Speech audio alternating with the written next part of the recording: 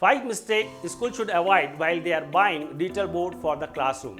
Mistake number 1, not checking about the content coming with the digital board. Your digital board is going to be used inside the classroom. It should have a local board, it should have NCERT, CBSE, and the content should be aligned with NEP 2020.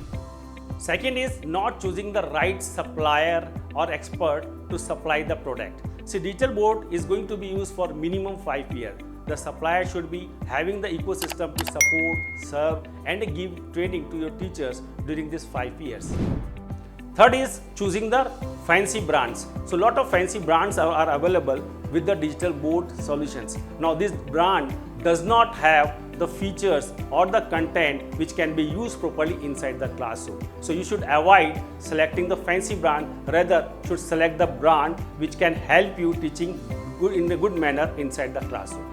Fourth is just buying a product, not checking whether the digital board is scalable or not.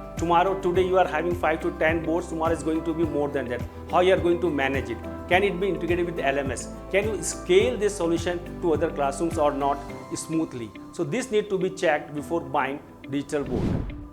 Fifth and most important is not checking the credibility of the digital board. Normally digital board should come with the certificates like BISC, FCC, ROS, different type of certificates are given, quality certificates are given by the government of India. So you must check whether these certificates are available with that particular digital board or not. Please remember these 5 mistakes, and if you want more details, you can connect with us on the given numbers. Thank you very much.